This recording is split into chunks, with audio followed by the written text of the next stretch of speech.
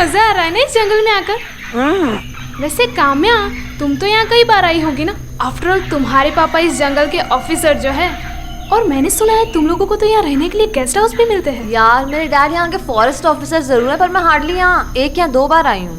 काम्या, तुम्हारे पापा भी यहाँ होते तो कितना मजा आता। Yes mom, I am seriously missing dad. अरे डोंट वरी काम्या, हम तो फ्रेंड्स तो यहाँ एक साथ है ना। हाँ। इस जंगल में सब कुछ देखने लायक है। जंगली जानवर, जंगली पेड़ पौधा, जड़ी बूटियाँ, यहाँ तक कि जंगली आदमी, शिकारा। ये जंगली आदमी जैसा भी कुछ होता है क्या?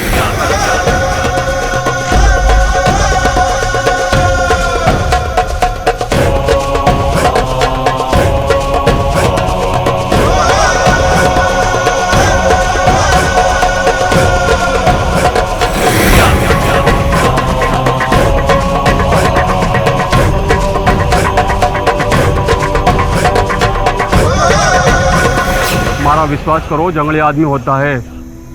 एक दिन जंगल में मैंने जंगली आदमी की झलक दिखी। मैं उन्हें पूरा ना देख पाया, पर मारे विश्वास करो, ये हट्टा कट्टा और ये पहाड़ सा बदन और ये विकप बाजू।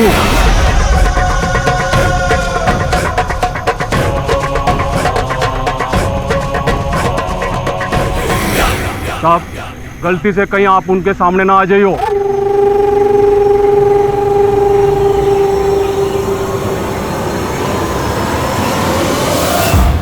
अमेजिंग यार, ये तो किसी हिंदी फिल्म के हीरो जैसा होगा। उसके बारे में ये सब सुन के मैं तो उससे मिलने के लिए बहुत बेचैन हो रही हूँ।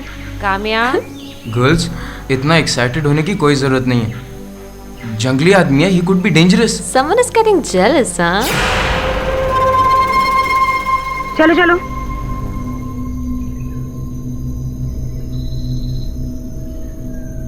हे, I love you. I love you to.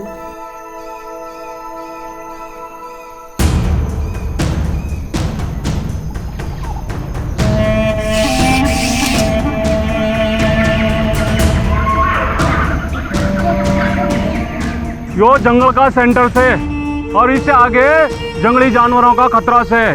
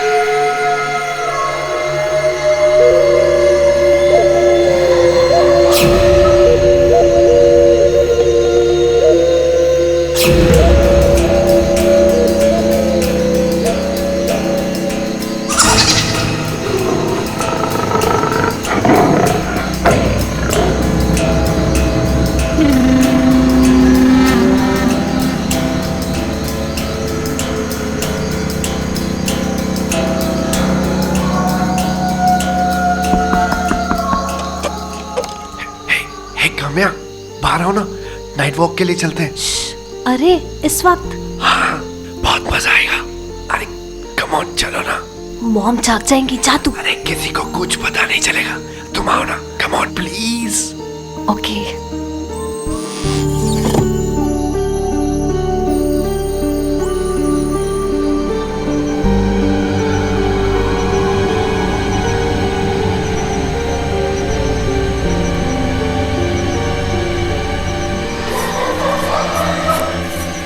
कितना रोमांटिक लग रहा है ना, जंगल में नाइट वॉक करना।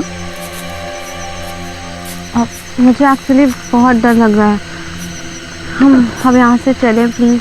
बेबी, तुम डर क्यों रही हो? मैं हूं ना तुम्हारे साथ। सोहेल नहीं, प्लीज चलो सोहेल।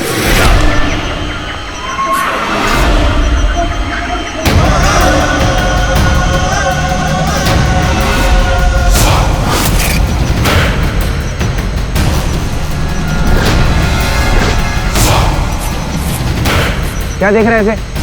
चले यहाँ से। सोहेल, समझ नहीं आ रहा तेरे को? चले यहाँ से। अच्छा, तू ऐसे नहीं मानेगा।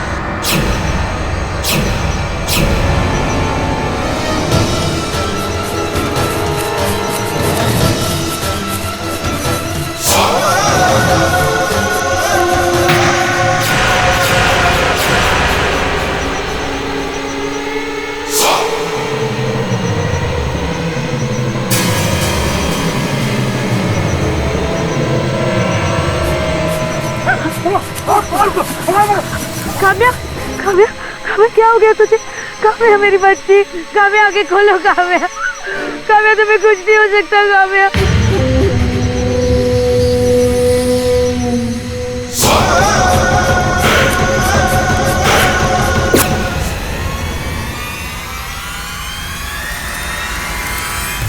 जंगल में घूमने आए हुए ग्रुप की एक लड़की काम्या को मार डाला।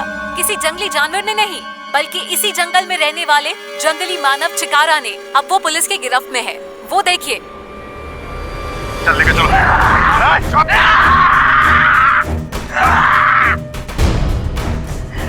चलो चलो पीछे हटो, पीछे पीछे पीछे पीछे चलो। चल चल। तो ये जंगली मानव ही कातिल है। काम्या मेरी दोस्त थी और सर मैंने तो जंगली आदमी सिर्फ फिल्मों में देखा, पहली बार रियल लाइफ में देखा। आपको क्या लगता है, क्या जंगली आदमी खून कर सकता है? नहीं, उसने खून नहीं किया।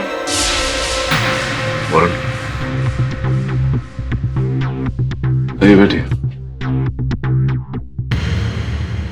मेरा नाम डॉक्टर तमन्ना जोशी है। मैं एक वाइल्ड लाइफ कंजर्वेशनलिस्ट हूँ और पिछले 2 साल से उसी जंगल के जंगली जानवरों पर रिसर्च कर रही हूँ। कहिए क्या सहायता कर सकता हूँ मैं आपकी? मैं आपके पास जंगली मानव चिकारा का केस लेकर आई हूँ और मैं दावे के साथ कह सकती हूँ कि उसने ये खून नहीं किया।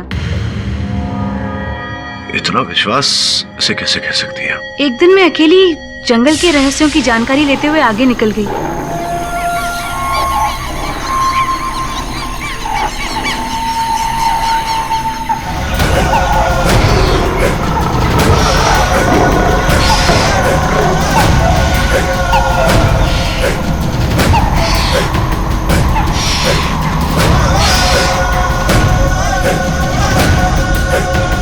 वो बिल्कुल मेरे सामने आकर खड़ा हो गया था। उसे देखकर मैं बहुत घबरा गई थी, पर उसने मुझे जरा भी नुकसान नहीं पहुंचाया।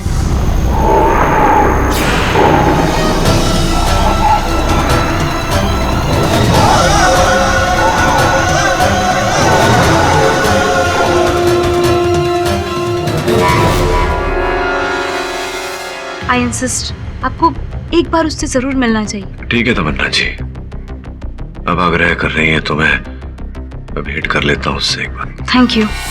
आप अपना टाइम वेस्ट कर रहे हैं। वो जानवर है, इंसान नहीं है। संभल के रहिए। चीख सुने आपने?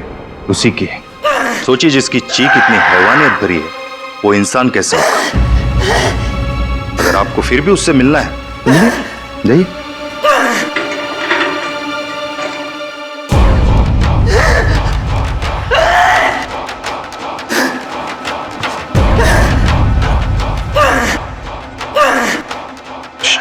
शांत हो। मैं क्यों बात कर रहा हूं तुमसे कि मैं जानता हूं कि तुम मेरी बात समझोगे नहीं, मेरी भाषा समझोगे नहीं। तुम तो ये भी नहीं जानते कि तुम्हें यहां क्यों लाया गया है। मैं एक चित्र आंक कर लाया हूं तुम्हारे लिए।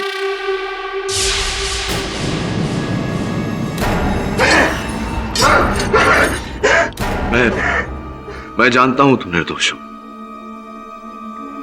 मैं बचाऊंगा तुम्हें। अब मेरी बात ध्यान से सुनो। जब तक ये मैटर सॉल्व नहीं हो जाता ना, मुझसे मिलना तो दूर, तुम मुझे फोन भी नहीं करोगे, समझे? एंड डोंट वरी, कोर्ट में ये बात साबित ही नहीं होगी।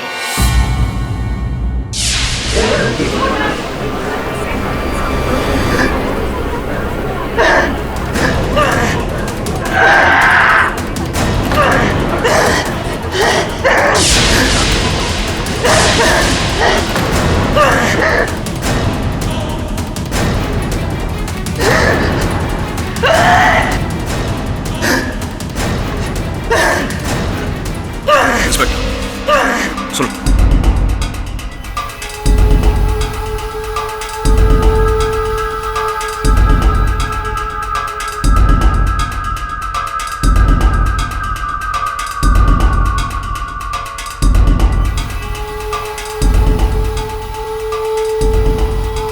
अदालत की कार्यवाही शुरू की जाए।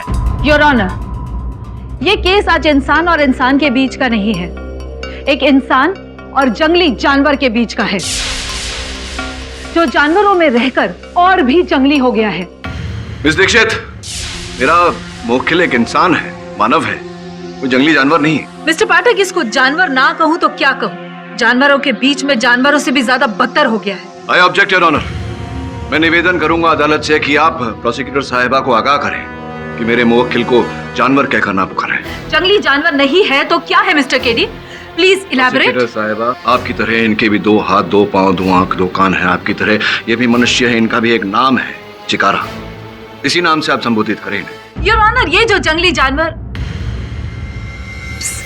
सॉरी, क्या नाम बताया था इसका? चिकारा। यस, चिकारा। इसने काम्या जी के पेट में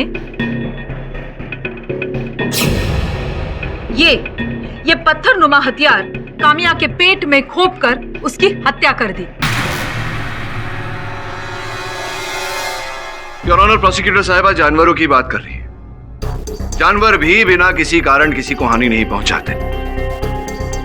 मेरे मुवक्किल के पास कोई कारण नहीं था यह हत्या करने का। यह हत्या इन्होंने नहीं की है। कारण था योर ऑनर, भूख। भूख एक इंसान को भी जानवर बना देती है। ये काम्या को चीरकर खाने ही वाला था, लेकिन तभी वहां पे लोग आ गए। मैं अपना ये पॉइंट प्रूव करने के लिए कटघरे में बुलाना चाहूंगी डॉक्टर सुनील त्यागी को। अनुमति है। डॉक्टर सुनील त्यागी, आपने चिकारा की जांच की है, आपने उसमें क्या पाया? Please elaborate. योर ऑनर, ये इंसान शारीरिक संरचना के आधार पर एक इंसानी जीव है, लेकिन मानसिक तौर पर यह एक जंगली जानवर की तरह है। इसने जंगल में जन्म लिया था और उसका पालन पोषण भी जंगल में हुआ था, इसलिए स्वाभाविक तौर पर यह जानवरों की तरह ही सोचता है। एक जानवर का दूसरे जानवर को मारने के 2 खास कारण होते हैं। एक अपनी भूख मिटाने के लिए और दूसरा दूसरे जानवरों से अपनी सुरक्षा के लिए। लेकिन ये आप कैसे कह सकते हैं? मैंने ऐसे कई तरह के केस देखे हैं। ये ऐसे मानव जीव होते हैं जो भेड़ियों, बंदरों और दूसरे कई जानवरों के द्वारा पाले जाते हैं, और ऐसे पाले गए प्राणी का व्यवहार भी जानवरों की तरह ही होता है, जैसे कि उन्हीं की तरह आवाजें निकालना, उन्हीं की तरह हाव भाव, उन्हीं की तरह व्यवहार करना। योर ऑनर, अभी कुछ ही समय पहले की बात है, अमेरिका के वर्जीनिया शहर में एक आदमी ने फॉक्सहाउंड नाम के कुत्ते को पाल रखा था। वो 1 हफ्ते के लिए अपने दोस्त की शादी में गया हुआ था, पर गलती से वो अपने कुत्ते के लिए खाना रखना भूल गया। जब वो वापस लौट कर आया तो भूख से बेहाल उस कुत्ते ने अपने ही मालिक को नोच नोच कर खा गया। थैंक यू डॉक्टर त्यागी, आप अभी जा सकते हैं। योर ऑनर, ये एग्जाम्पल था एक पालतू जानवर का भूख के कारण जंगली बन जाना। ऐसा ही कुछ यहाँ पे हुआ है, और इस बात की गवाही के लिए मैं कटघरे में बुलाना चाहूंगी सोहेल को। इजाजत है? जी हाँ, उस रात मेरे ही कहने पर काम्या मेरे साथ आई थी। सोहेल, मुझे एक्चुअली बहुत डर लग रहा है। हम यहाँ से चले प्लीज। बेबी, तुम डर क्यों रही हो? मैं हूं ना तुम्हारे साथ। सोहेल नहीं, प्लीज चलो सोहेल।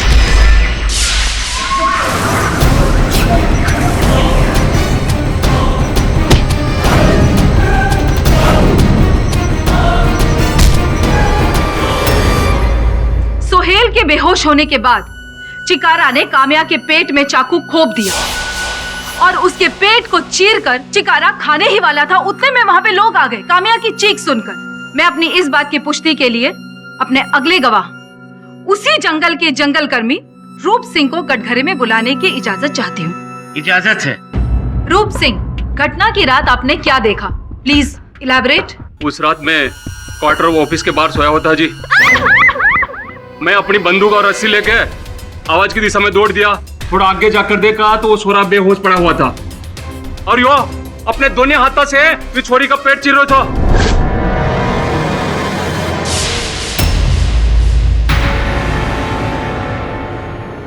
योर ऑनर, रूप सिंह की गवाही से यह साबित होता है कि काम्या का खून इस जंगली मानव चिकारा नहीं किया है। योर ऑनर, चिकारा ये हत्या नहीं कर सकता।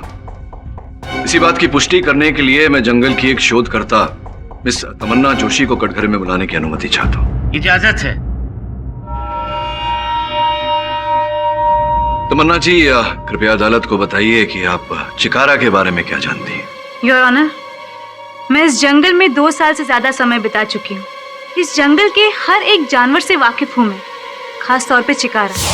चिकारा वही करता है जो इसे सिखाया जाता है। इसके खाने में मीट नहीं फल और कच्ची सब्जियां हैं।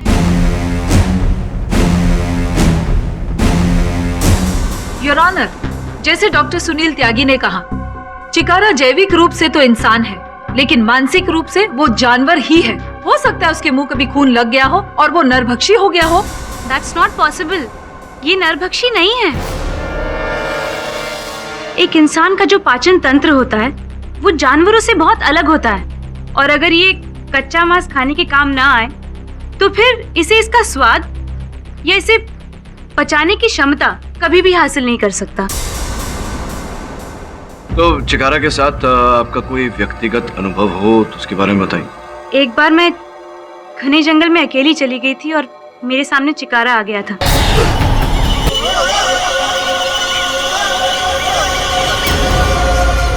और उसके कुछ दिनों के बाद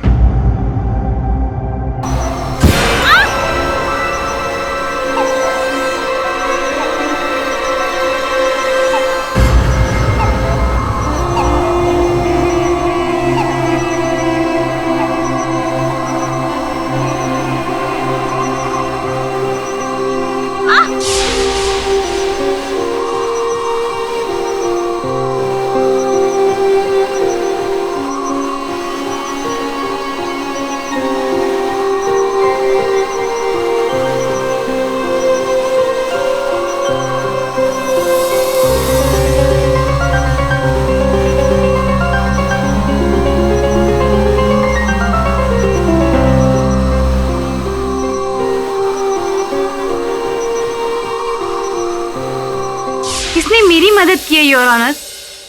ये किसी की जान कैसे ले सकता है? योर ऑनर, तमन्ना जी की बातों से सिद्ध हो जाता है कि मेरा मुवक्किल चिकारा कोई आदमखोर, कोई नरभक्षी नहीं है। मुझे पूरा विश्वास है योर ऑनर कि यह हत्या किसी और मनुष्य ने की है। योर ऑनर, ये काम किसी और इंसान का नहीं है, ये काम चिकारा का ही है। और इस बात को साबित करने के लिए मैं काम्या की माँ अंजलि भार्गव को कटघरे में बुलाने की इजाजत चाहती हूँ। इजाजत है। किसी ने मारा मेरी काम्या को, इसे जिंदा मत छोड़िए, इसे फांसी दे दीजिए। इसी ने मारे मेरी काम्या को। अंजलि जी शांत हो जाइए। आप प्लीज प्लीज अदालत को बताएंगे उस रात क्या हुआ था। उस रात हम लोग सो रहे थे, तभी मैंने अचानक एक चीख की आवाज सुनी।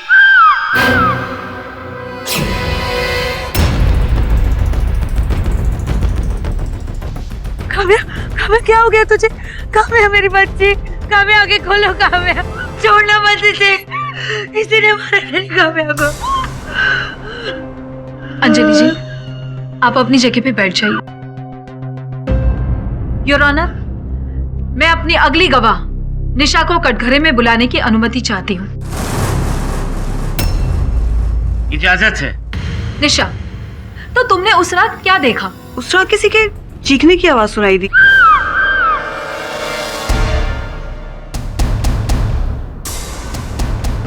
इसके बाद आपका क्या कहना है मिस्टर पाठक? एक्सक्यूज मी, अब क्या कर रही थी आधी रात को? आप कहाँ थी? क्या कर रही थी आप? जब मैंने सोहेल और काम्या को एक साथ इतनी रात बाहर जाते देखा तो मुझे थोड़ी जिज्ञासा हुई, इसलिए मैंने उनको फॉलो किया।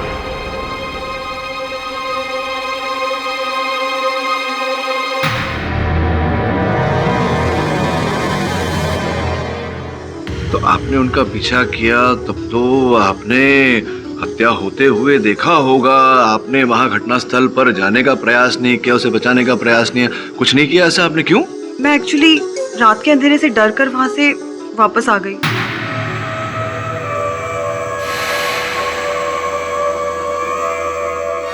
मुझे ऐसा लग रहा है कि आप आधे रास्ते से नहीं लौटी थी, आप पीछा करती गई दोनों का। और चूंकि तुम सोहेल से प्यार करती थी और सोहेल काम्या से प्यार करता था, तो सोहेल को पाने के लिए आपने सोचा क्यों ना काम्या की हत्या कर दे और अपने प्यार को पा ले।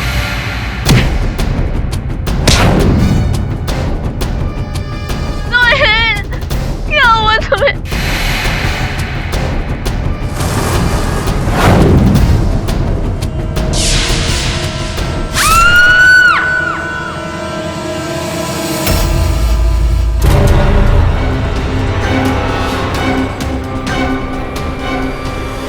किसी का खून नहीं किया, मैंने किसी को नहीं मारा साहब। मैं तो अपने रूम में वापस आ गई थी। हाँ, लेकिन जब मैं अपने रूम में गई तो नीलिमा अपने बिस्तर पर नहीं थी।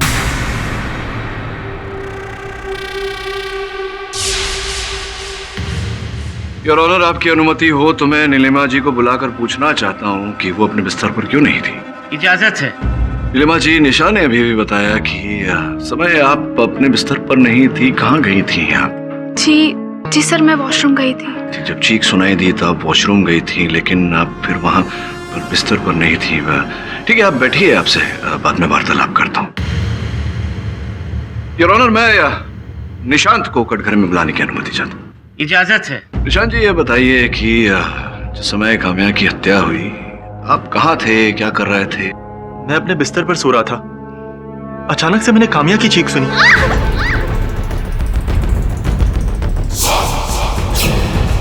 इसी जंगली ने मेरी दोस्त का खून किया जज साहब। अभी कुछ कहने के लिए, सुनने के लिए बचा है मिस्टर पाठक? बहुत कुछ बाकी है कहने सुनने के लिए, आप बैठिए ना। हाँ, तो जहां तक मेरी जानकारी है, रोहन तुम्हारे साथ शयन कक्ष में था, तो वो तो इस बात का चश्मदीद गवाह होगा कि तुम सो रहे थे और चीख सुनाई दी, तब उठे। रोहन उस वक्त कमरे में नहीं था। रोहन कमरे में था ही नहीं? क्यों? आधी रात गए आप, अपने शयन कक्ष में नहीं थे, कहाँ चले गए थे? मुझे नींद नहीं आ रही थी तो मैं टहलने चला गया था। टहलने गए थे आप आधी रात को? जी सर। कहीं ऐसा तो नहीं रोहन की टहलते टहलते ही तुमने काम्या की हत्या कर दी हो?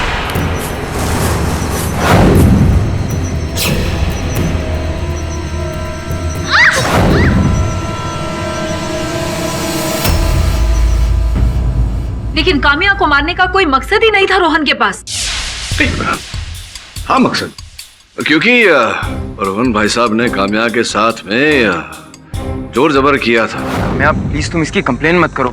मैंने जो किया उसके लिए मैं माफी मांगता हूँ। I am sorry. तुमने जो किया उसकी सजा तुम्हें जरूर मिलनी चाहिए। काम्या, प्रॉमिस ऐसा कभी नहीं होगा।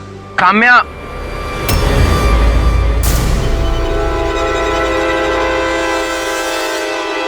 और काम्या ने इस बात की रिपोर्ट इनके प्रिंसिपल से की थी, जिसके कारण इन्हें कुछ महीनों के लिए कॉलेज से बाहर किया गया था। योर ऑनर, केवल इतना ही नहीं, लड़कियों को छेड़ने के लिए भाई साहब ने 2 दिन सलाखों के पीछे भी बिताए हैं। हो सकता है काम्या ने जो इनके विरुद्ध किया उसी का प्रतिशोध लेने के लिए इन्होंने काम्या की हत्या की। मैं सही कह रहा हूं जो कह रहा हूं? ये सच है कि मैं 2 दिन के लिए हवालात में था और मैंने काम्या के साथ जबरदस्ती करने की कोशिश की थी, लेकिन मैंने उसे मारा नहीं है सर। एक्चुअली मैं ये कहना नहीं चाहता था। मैं और नीलिमा एक दूसरे से प्यार करते हैं और उस रात हम दोनों साथ थे बाहर। मैं उससे बदला लेना चाहता था, लेकिन तभी मुझे पता चला कि काम्या की दोस्ती सोहेल से हो गई है और वो दोनों एक दूसरे से प्यार करते हैं। दोस्ती के लिए मैं सब कुछ भूल गया और काम्या ने भी मुझे माफ कर दिया सर। इसी आदमी ने उसे मारा, इसी जंगली आदमी ने उसे मारा है। आप मेरी बात का यकीन क्यों नहीं कर रहे? यही है हत्यारा। इसी ने मारा मेरी काम्या को। I'll kill you. I'll kill you. तूने काम्या को मारा है। तूने मारा मेरी काम्या को। Order, order.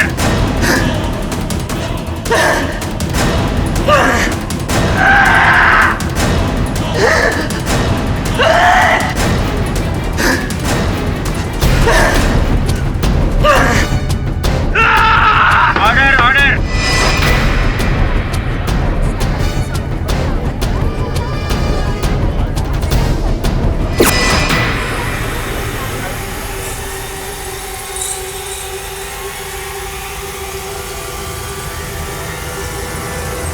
The court is adjourned for the day. देखा सर, मैं कह रही थी ना कि यही कातिल है। आज कैसे हंगामा किया उसने कोर्ट में। हाँ, लेकिन अदालत में सोहेल ने जो बर्ताव किया उसके साथ, ऐसे में तो किसी को भी क्रोध आना स्वाभाविक है। तो एक काम कर वरुण,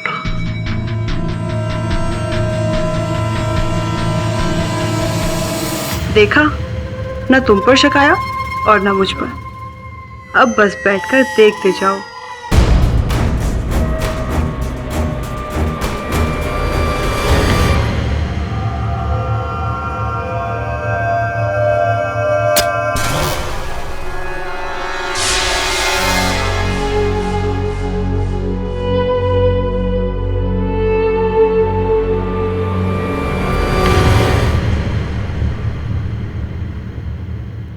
अदालत की कार्यवाही शुरू की जाए। योर ऑनर, जैसे आपने पिछली अदालत में देखा कैसे ये जंगली मानव एक इंसान से जानवर बन गया था।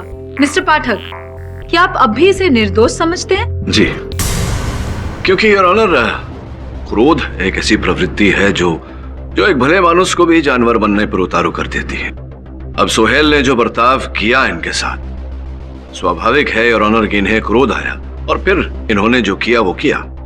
इस बात की पुष्टि करने के लिए मैं सोहेल को कटघरे में बुलाने की अनुमति चाहूंगा। इजाजत है। पिछली सुनवाई में आपको बड़ा क्रोध आया था चिकारा जी पर, क्यों ऐसा? क्योंकि मैं और काम्या एक दूसरे से बहुत प्यार करते थे और इसने मेरी काम्या को मुझसे छीन लिया।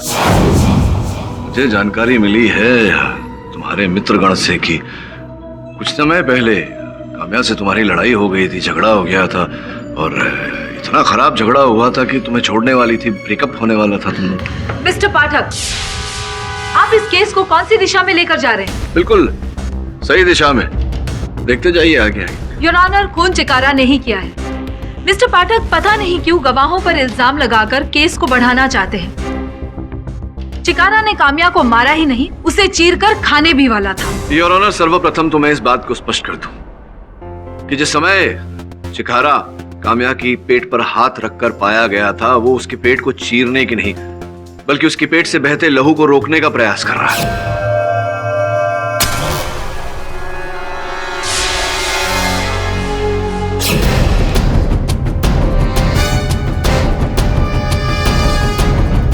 हुआ कुछ यूं था योर ऑनर कि चिकारा को देखकर ये और काम्या हड़बड़ा गए, दोनों के बीच में हाथापाई हुई, चिकारा ने इन्हें धक्का मारा, ये गिर गए। इन्होंने नाटक किया योर ऑनर बेहोश होने का, ये वास्तविकता में बेहोश नहीं थे। काम्या को रोता हुआ देखकर चिकारा डर गया, वहां से भाग गया और फिर ये भाई साहब जो नाटक कर रहे थे ये उठे।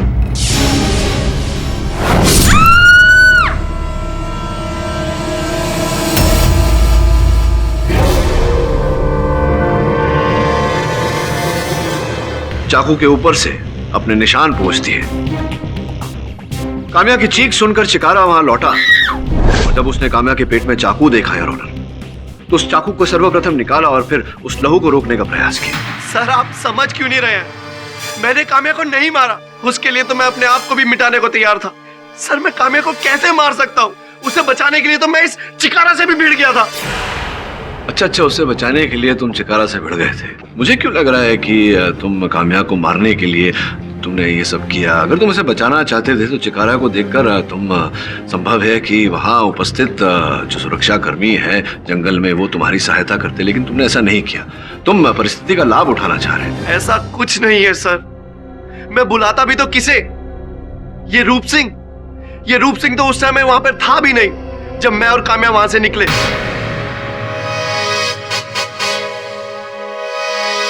ये रूप सिंह, ये वहां पर होता भी तब भी ना बचाता, क्योंकि काम्या की मौत से कुछ घंटों पहले ही रूप सिंह और काम्या के बीच में कहासुनी हो गई थी।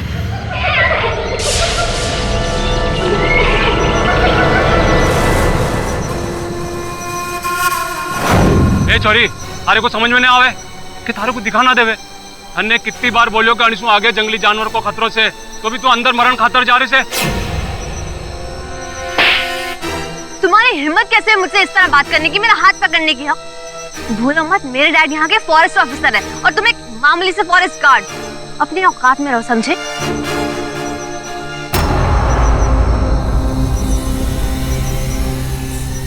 ठंड रख, जान दो उसे। जाने तो ना दूंगा इसे जिंदा। वो तुम्हारा मुंह से ऐसे गुस्से में निकल गया ऐसे, और गुस्से में तुमने उसकी हत्या भी कर दी। और ऐसे ही नहीं, तुमने प्रतीक्षा की जब अवसर मिलेगा तब करोगे, और उस रात को तुम्हें अवसर मिल गया।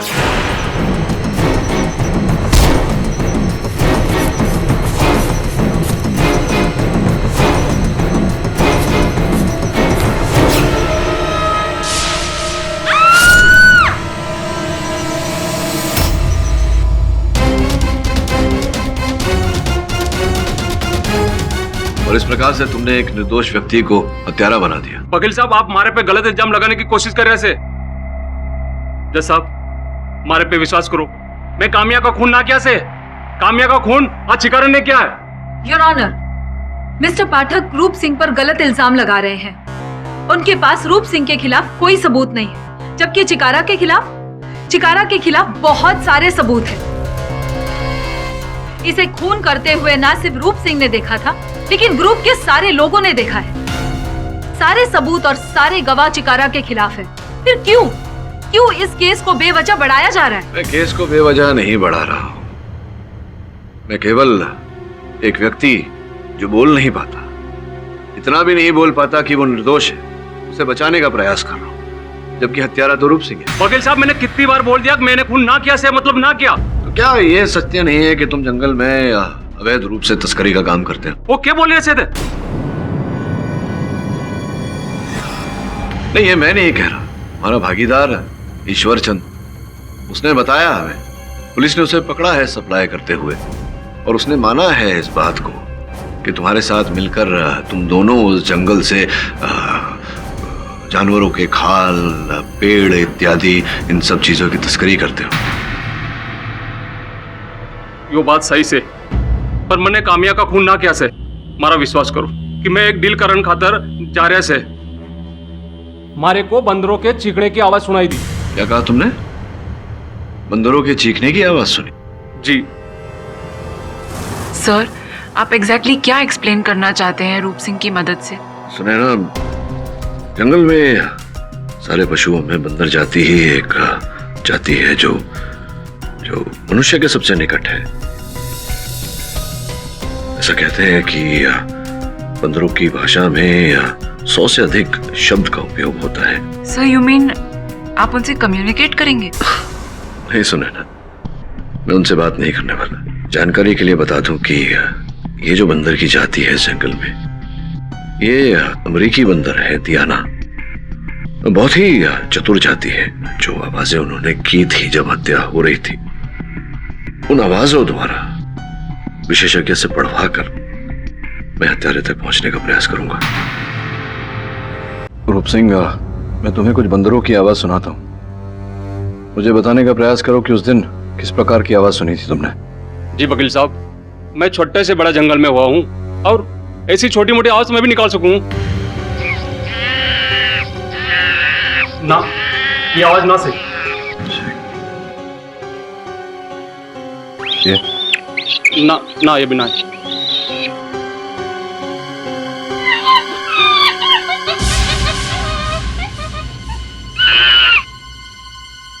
हाँ, कुछ ऐसी थी। नहीं, ऐसा कुछ या यही है? वकील साहब, यही आवाज से। पूरा विश्वास है तुम्हें? जी वकील साहब, मारे को पूरा विश्वास है, यही आवाज थी। राजेंद्र जी बताइए, बंदर के इस तरह चीखने का क्या मतलब होता है? मिस्टर पाठक, बंदर ऐसी आवाजें तभी निकालते हैं जब उन्हें किसी प्रकार के किसी इंसानी खतरे का एहसास हो, और खास करके तब जब उनके हाथ में हथियार हो। इतना तो हम भी जानते हैं राजेंद्र जी कि हत्या किसी मनुष्य ने ही की है। और ये इंसान जंगली मानव भी हो सकता है। जी नहीं मिस दीक्षित, मैं आपकी बात से सहमत नहीं हूँ। ये चिकारा तो वहीं जंगल में सब प्राणियों के साथ में रहता है। सारे प्राणी उसके दोस्त हैं, मित्र हैं। वो कभी चिकारा से कभी इस तरह का किसी खतरे का आभास नहीं करेंगे। मैं सही कह रहा हूँ राजेंद्र जी?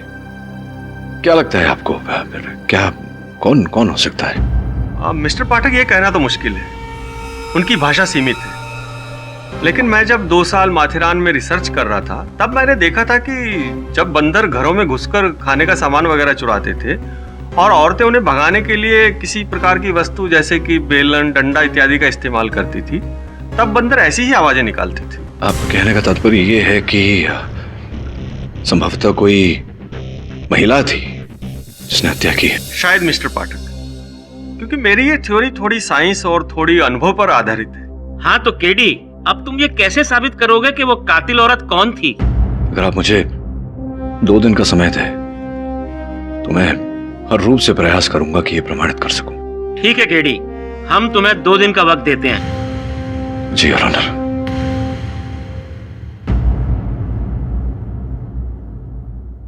आगे की कार्यवाही शुरू की जाए।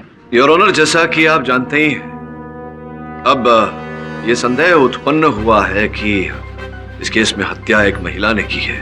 योर ऑनर, इस केस से जुड़े और वहां घटनास्थल पर 3 ही महिलाएं उपस्थित थी, निशा, नीलिमा और अंजलि। कमाल है मिस्टर पाठक, एक बंदर के आवाज के आधार पर आप मुजरिम साबित करने की कोशिश कर रहे हैं। जी हाँ, संभावना कहा मैंने। क्या होता है कि संभावनाओं को टटोल कर ही व्यक्ति अपने उद्देश्य तक, अपनी मंजिल तक पहुंचता है। और जैसे कि मैंने कहा, संभावनाएं हैं तो ये सारी महिलाएं सस्पेक्ट्स हैं।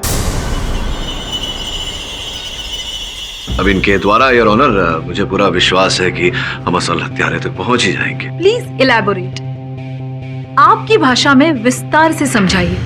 अब आपकी आज्ञा को कैसे टाल सकता हूं योर ऑनर। इस समय हत्यारिन कौन है ये बताना कठिन है, किंतु मैं विस्तार में आपको बता सकता हूं कि घटनाक्रम क्या रही होगी।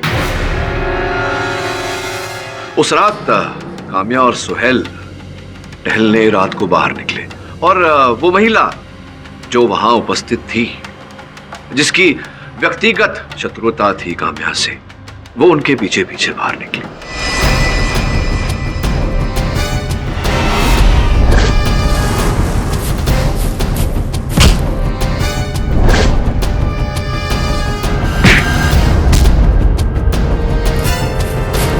जिसके पश्चात योर ऑनर उस महिला ने ये जो हथियार था चिकारा का, जो वहां गिर गया था, उसका उपयोग करके काम्या की हत्या की और फिर जाकर के जंगलों में छिप गई। चीख सुनने के बाद जब लोग वहां पहुंचे तो फिर वो उन लोगों में शामिल हो गई। ओह, वहां कहीं सीसीटीवी कैमरा था क्या? नहीं ना? तो आप इतने यकीन से कैसे कह सकते हैं कि वो औरत खून करके फिर जंगलों में जाकर छुप गई? आप अपनी इस थियोरी को कैसे एक्सप्लेन करेंगे? देखिए, क्या तकलीफ है, नए युग में यही कष्ट है। नवीन तकनीक पर हम इतना निर्भर करते हैं कि पुराने ज्ञान का हम उपयोग नहीं करते। योर ऑनर, आपकी आज्ञा हो तो मैं अंजलि जी को कटघरे में बुलाने की अनुमति चाहता हूँ। इजाजत है। दाहिना हाथ दिखाइए, ये वाला, राइट हैंड। अब अरे रे रे रे रे, कैसे हो गया ये रैश? तो मैंने आज सुबह ही नोटिस किया। अच्छा, आज सुबह ही नोटिस किया आपने? जहां तक का मुझे जानकारी प्राप्त हुई है, मेरे सहायकों ने मुझे जानकारी दी है कि जिस जंगल में आप ठहरी थी, जहां ये घटना घटी, उस जंगल में कुछ ऐसे पौधे हैं जिनके स्पर्श से त्वचा रोग होता है। इसका अर्थ ये भी होता है कि आप जंगल में छिपी थी। छोड़िए, उस पर आएंगे। ये बताइए, आप हियरिंग एड पहनती हैं क्या? हियरिंग एड पहनती हैं आप? हियरिंग एड पहनती हैं आप? हाँ, यही पूछ रहा था मैं। हियरिंग एड पहनती हैं आप? राइट सर, देखो। Objection my lord. Your honour, इस तरह टूकती रहेंगी मिस दीक्षित तो सत्य तक कैसे पहुंचेंगे? Objection over ruled. धन्यवाद। मिसेस अंजलि भार्गव, आप कृपया अपना हियरिंग एड निकालकर मिस्टर पाठक को दे दीजिए। न्यायाधीश महोदय ने कहा है, अब तो देना पड़ेगा। धन्यवाद। योर ऑनर, मैं चाहूंगा कि इस समय अंजलि जी हमें ये बताएं कि इन्होंने किस रंग की कमीज पहनी है। ये लगा लीजिए सर।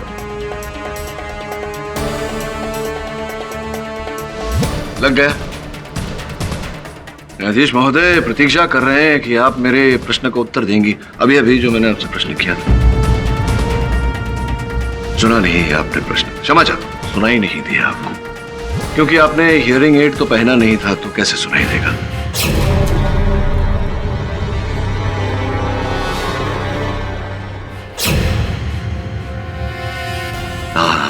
और जो जिस कक्ष में आप ठहरी थी उस रात घटनास्थल पर, वो आपका कक्ष तो एकदम अंत में जाकर था, लास्ट वाला।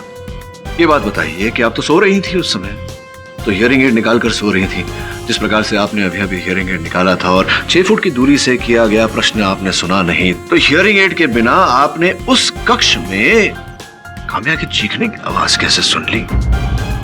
सुन ली तो सुन ली, सब लोगों ने सुनी और रास्ता ढूंढते ढूंढते ढूंढते ढूंढते ढूंढते ढूंढते घटनास्थल तक पहुंचे, किंतु आपने तो अंधेरे में अचूक अनुमान लगा लिया कि घटनास्थल कहाँ होगी और तुरंत वहां पहुंच गई। ऐसा कैसे? सत्य ये है कि आप ही थी जो सुहेल और काम्या का पीछा करते करते जंगल गई थी, और जब आपने देखा कि दोनों में झड़प हुई और चिकारा का ये हथियार वहां गिर गया, आपने उस अवसर का लाभ उठाया और काम्या की हत्या की। देखिए, अब तक तो आप झूठ ही बोलती आई हैं, हत्यारिन भी हैं आप। सच बोल दीजिए, उसके दरबार में जाएंगी तो थोड़ा बहुत रहम तो करेंगे। हाँ, मैंने ही मारा है काम्या को।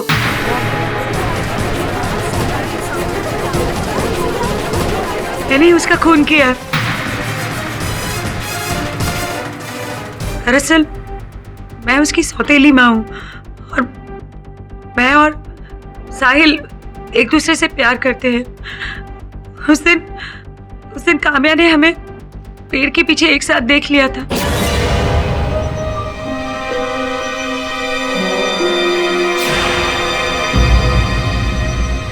काम्या साहिल, काम्या ने हमें देख लिया है और उसके हाथ में कैमरा भी था। वो लड़की जरूर कुछ ना कुछ प्रॉब्लम क्रिएट करेगी। तुम जाओ, मैं उससे बात करके आती हूँ। काम्या रुको,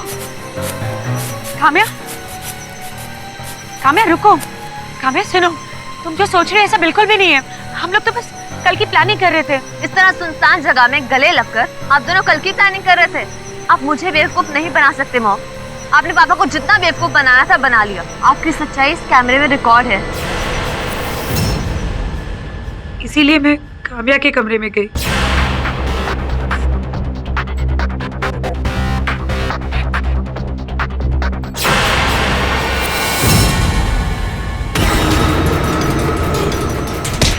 और फिर मैंने उनका पीछा किया।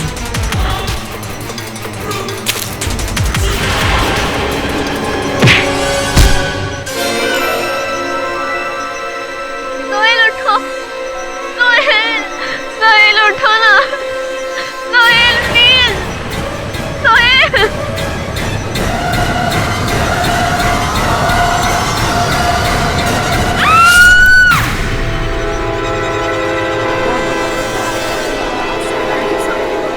Defence dress. तमाम गवाहों की गवाही और सबूतों को मद्देनजर रखते हुए ये अदालत अंजलि भार्गव को काम्या के कत्ल का दोषी मानती है। लिहाजा यह अदालत उन्हें आजीवन कारावास की सजा सुनाती है और जंगली मानव चिकारा को सभी आरोपों से बाइज्जत बरी करती है। The case is closed.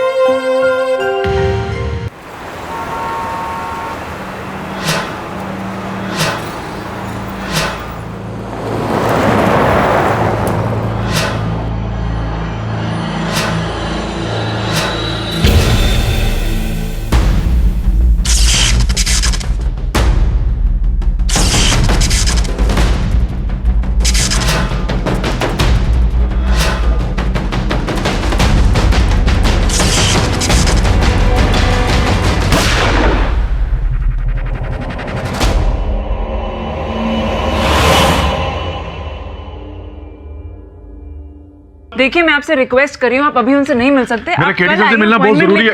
KD sir, KD sir, क्या हो? बस आप ही मुझे बचा सकते हैं। बैठिए, लीजिए पानी पीजिए।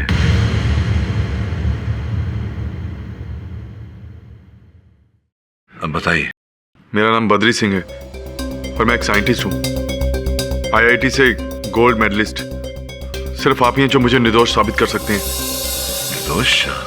क्यों, क्या किया है आपने? मर्डर होने वाला है।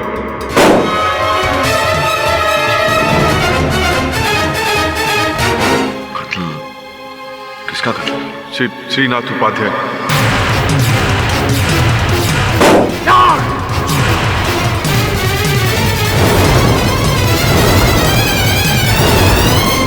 कहीं आप पद्मश्री उपाध्याय साहब की बात तो नहीं कर रहे? माइक्रोचिप डिजाइनर, फेमस वैज्ञानिक और फेमस साइंटिस्ट प्रोफेसर उपाध्याय। उनका मर्डर कल सुबह 3:47 24 जुलाई को होने वाला है।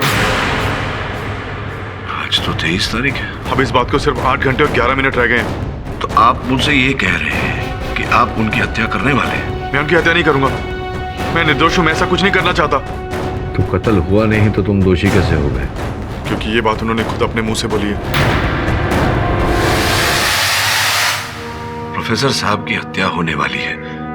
सर्वप्रथम उन्हें ये कैसे पता और उन्होंने आपको ये बात बताई कि उनकी हत्या होने वाली है? जैसा कि हम सब जानते हैं, उपाध्याय जी ना सिर्फ एक केवल परम ज्ञानी है बल्कि एक बहुत बड़े वैज्ञानिक भी हैं।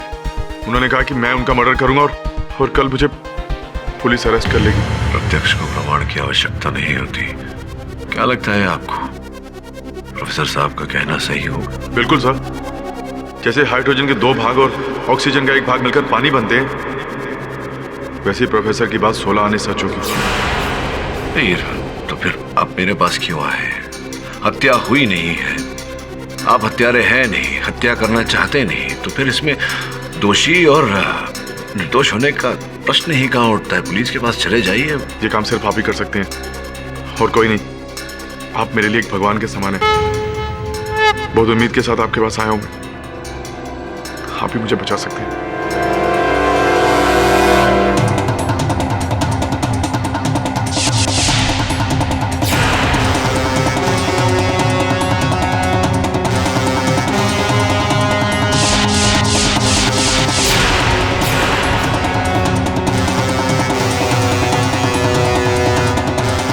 सुने ना, बदरी पर इस तरह से नजर रखना जिस तरह से चील अपने शिकार को पकड़ता है। जी सर।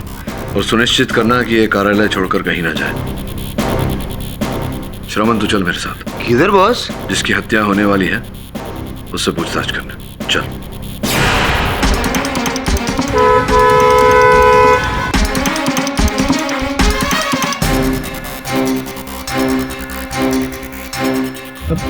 कहीं देखा है आपको?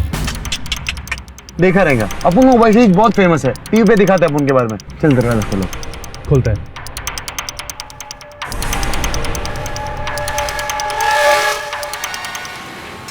Hello mister Pathak, mister Upadhyay आपका वेट कर रहे हैं। दिस वे।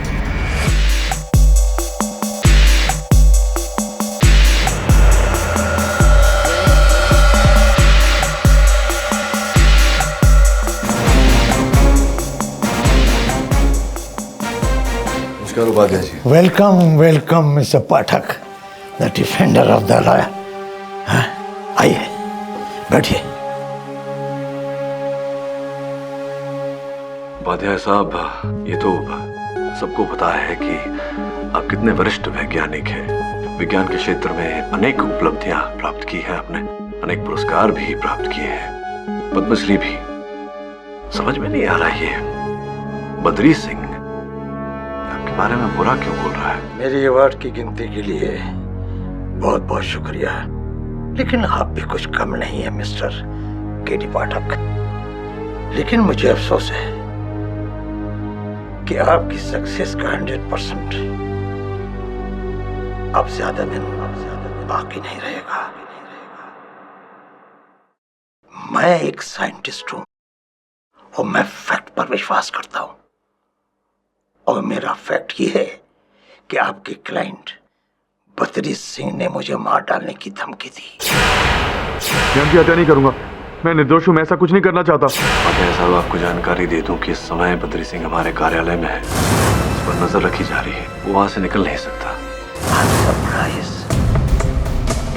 उस जैसे छोटे इंसान को आपकी जरूरत क्यों आ पड़ी? मैंने उसके लिए क्या क्या नहीं किया। उसे फर्स्ट ब्रेक दिया, उसने क्या किया, मेरे आइडियाज चुरा लिए, और जब मैंने उसे रंगे हाथों पकड़ा तो जानते हो उसने मेरे लिए क्या कहा? उसने कहा कि वो मुझे जान से मार देगा, और ये नहीं, उसने मेरी मौत का दिन और डेट भी मुकर्रर कर दिया। उपाध्याय साहब, आप तो जानते ही होंगे कि मैं सदैव सत्य और न्याय के पथ पर चलता हूँ। मैं आपको आश्वासन देता हूँ कि बद्री सिंह के मन में आपको मारने की कोई मंशा नहीं है। पाठक, ये चिकनी चिपड़ी बातें आप अपने कोर्ट के लिए संभाल कर रखिए, उपाध्याय साहब, अब्बा आप ही बताइए कि बद्री सिंह को क्या प्राप्त होगा, क्या लाभ होगा आपकी हत्या करके? मैं भी कितना बेवकूफ इंसान हूं। मैं जानता हूं कि बहसबाजी आपके खून में शामिल है।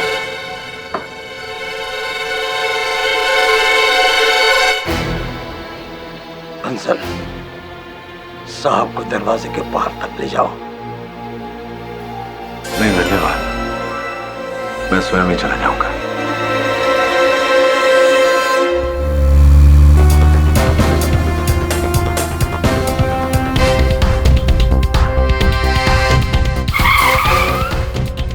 श्रवण जी बॉस, एक काम कर, तू वापस फैक्ट्री जा। जी बॉस। गार्ड से बचकर वहां कहीं चिप कर देगा और मुझे फोन करते रहना।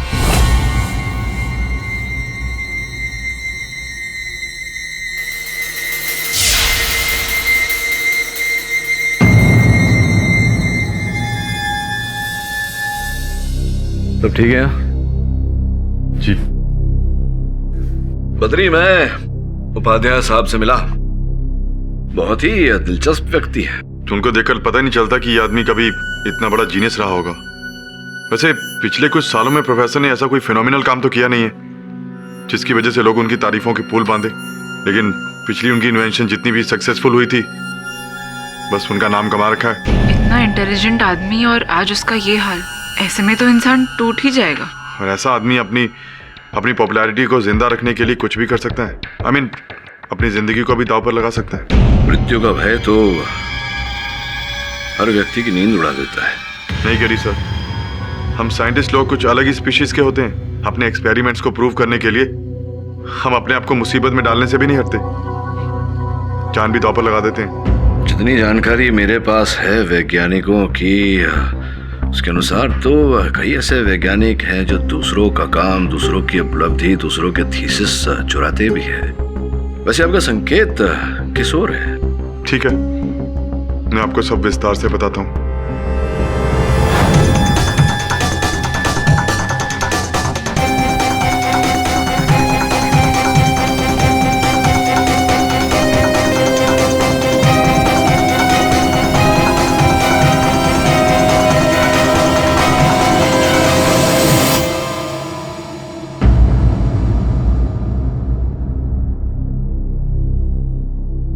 मैं रेस्टरूम इस्तेमाल करके आता हूँ। दरवाजा के आगे राइट में।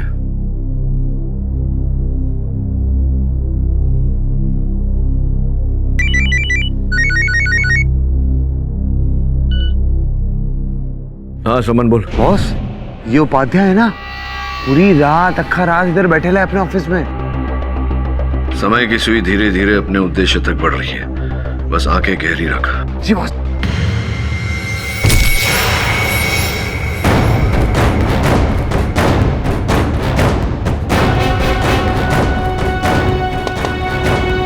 बद्री, बद्री,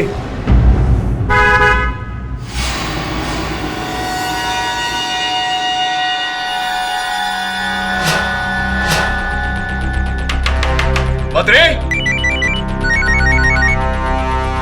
हाँ समन बोल। बॉस, अभी एक गाड़ी आई, बोले तो एक तीसरा आदमी भी है।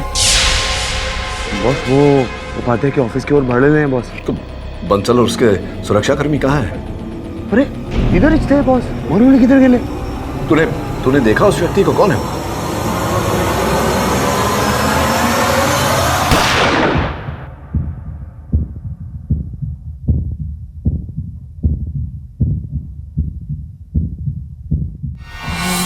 बॉस, उपाध्याय का मर्डर गोली चली बॉस।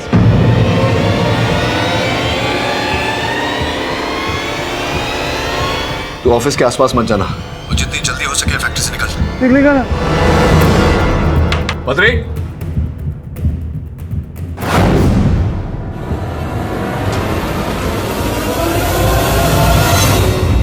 योर ऑनर, मैं आज कुछ बोलना नहीं चाहता हूँ। मैं मेरे सीनियर श्री केडी पाठक जी से सवाल पूछना चाहता हूँ, उन्हें कटघरे में बुलाना चाहता हूँ। इजाजत है?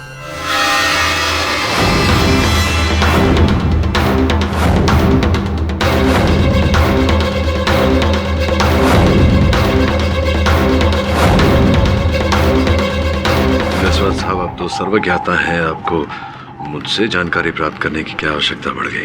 ये जो आपके मौकिल हैं वो कब आए थे आपके पास रिक्वेस्ट करने के लिए कि सर प्लीज मेरा केस लीजिए, डिफेंड कीजिए, व्हाटएवर? 23 तारीख सोमवार को आपके मौकिल आपके पास आए थे ये कहने के लिए कि खून होने वाला है, तो आप प्लीज एज अ एलिबाई मेरे एलिबाई बन जाइए कि जब खून हुआ था तब वो आपके सामने थे।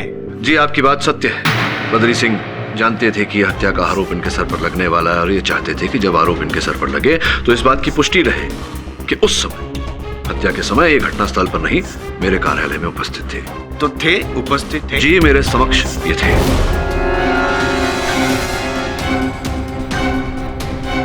सुनैना जी, जब खून हुआ तब ये आपके जो मुवक्किल हैं बद्री जी, क्या वो तब आपके सामने थे, आंखों के सामने थे? जी, हत्या होने के कुछ समय पहले वो रेस्टरूम में गए थे और वो रेस्टरूम में ही थे जब केडी सर को फोन पर पता चला कि उपाध्याय जी की मौत हो चुकी है। कितने टाइम के लिए रेस्टरूम में थे? मैं एग्जैक्टली बता नहीं सकती। आपको पता ही नहीं है कि कितने टाइम के लिए बद्री जी आपकी नजरों के सामने नहीं थे? मुझे पता है योर ऑनर, बद्री जी बेकसूर है ये साबित करने के लिए केडी पाठक साहब की ऑफिस में कैमरा लगाया गया था, ये साबित करने के लिए कि जब खून हुआ तब बद्री जी वहीं पे मौजूद थे। पाठक साहब ने मुझे वो रिकॉर्डिंग दी है, मैं कुछ बोलूंगा नहीं, दिखाना चाहूंगा योर ऑनर।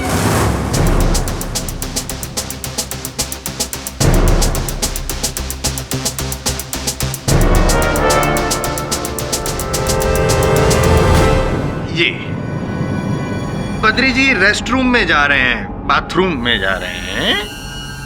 टाइम बता सकती है? 3:31 AM। योर ऑनर, आगे देखिए।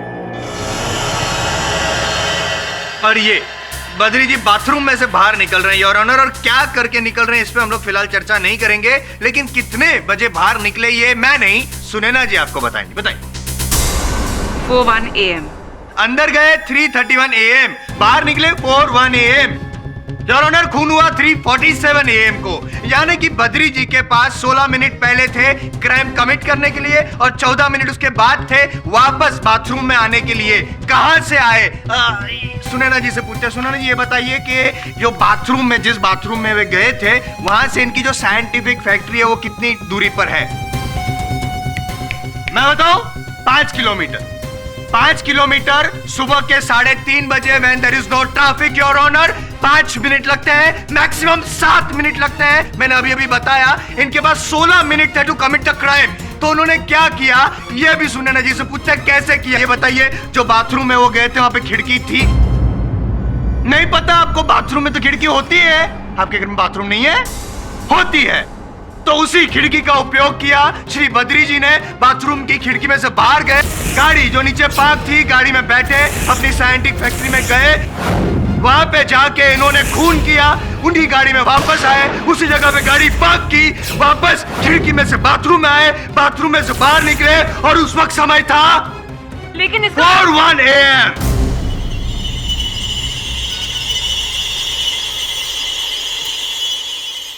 ऑब्जेक्ट योर ऑनर, जायसवाल साहब अपनी कल्पना के आधार पर घटना का विवरण दे रहे हैं। Objection sustain. इतना तो मैं कहूंगा कि मेरा ये जो भी वर्णन काल्पनिक हो सकता है, लेकिन यहाँ पे जो दिखा है फिलहाल रिकॉर्डिंग में वो कोई मेरी कल्पना नहीं है, वो फैक्ट है। 30 मिनट के लिए बद्री जी मौजूद नहीं थे। वो कहाँ थे ना इनको पता है, ना इनको पता है, ना इनकी आंखों के सामने थे, ना इनकी आंखों के सामने थे। तो इसका मतलब ये हुआ कि यहाँ पे अभी अभी खड़े खड़े कुछ समय पहले पाठक साहब आप ही ने मुझे कहा था कि आपकी आंखों के सामने ही था। Sir, this is contempt of court. मैं रिक्वेस्ट करूंगा अदालत से कि पाठक साहब को भी गिरफ्तार किया जाए।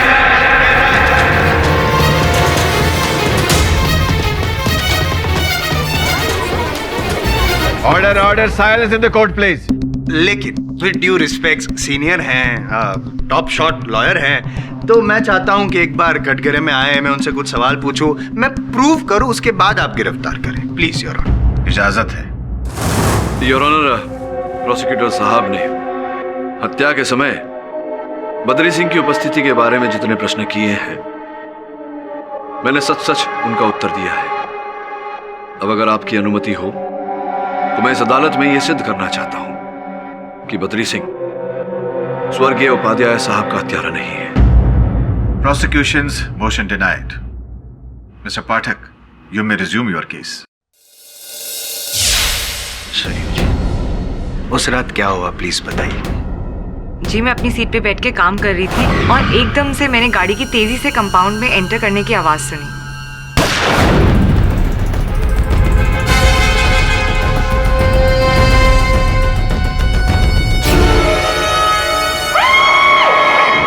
ये टोपी, ये जैकेट, क्या यही देखा था आपने? जी हाँ। पाठक सर, आप कोई सवाल पूछना चाहेंगे? पूछ ही लेता हूँ, धन्यवाद। शुरू जी, स्पष्ट रूप से बताइए, उस गाड़ी को आपने अंदर बाहर जाते हुए देखा था? जी नहीं, देखा नहीं था, मैंने सिर्फ आवाज सुनी थी। गाड़ी की आवाज सुनी थी तो कोई भी गाड़ी हो सकती है, गाड़ी की सब गाड़ियों की आवाज एक जैसी होती है। जी। ये जो काली जैकेट और काले कैप में जो व्यक्ति था, क्या वो मेरा मुवक्किल था? आपने देखा था उन्हें घटनास्थल पर? नहीं, मैं उसे देख नहीं पाई थी क्योंकि वो भागने की फिराक में था। मतलब आपने पीछे से किसी व्यक्ति को काले कलर के जैकेट में और काले कलर के कैप में देखा, तो वो व्यक्ति ऐसे ही लिबास में कोई और व्यक्ति भी हो सकता था। जी हाँ, पॉसिबिलिटी है। अच्छा, क्षमा चाहता हूँ, निजी प्रश्न है, ये पूछना पड़ेगा आपसे कि ऐसी जानकारी प्राप्त हुई है हमें कि आपकी माताजी ने आपकी पढ़ाई लिखाई के लिए भारी मात्रा में बैंक से लोन ली थी, अपना घर गिरवी रखकर। सत्य है ये बात? जी ये सच है कि मेरे पिताजी के गुजर जाने के बाद मेरी माँ ने दिन रात मेहनत करके मुझे और मेरी बहन को पाला पोसा। बट जिस एजुकेशन लोन की बात आप कर रहे हैं, उसकी EMI मैं ऑलरेडी देना स्टार्ट कर चुकी हूँ। हाँ, जानते हैं हम ये बात भी जानते हैं कि उपाध्याय साइंटिफिक प्रोसेसेस से जो वेतन आपको प्रदान होता था, उसका आधे से अधिक तो इस लोन की भरपाई में जाता था। तो पूछना चाहता हूँ आपसे, बड़ी ये जो रोजाना के जीवन की जो खर्चे हैं, तो उठाने में बड़ी कठिनाई होती होगी। मैं प्रश्न पूछना चाहता हूँ पाठक साहब से, योर ऑनर, की इनका मंथली इनकम क्या है, डेली एक्सपेंसेस क्या है, ये सब डिस्कशन करके क्या साबित करना चाहते हैं? योर ऑनर, मैं ये पूछना चाहूंगा कि बार बार मुझे टोक कर जायसवाल साहब को क्या प्राप्त हो रहा है? जो प्रश्न इन्होंने पूछा है उसके उत्तर में, योर ऑनर, मेरे पास यहाँ बैंक के खाते की सूची है, योर ऑनर, जो देखकर आप भी समझ जाएंगे कि मेरी संदेह की सुई क्यों इन पर आ रही है।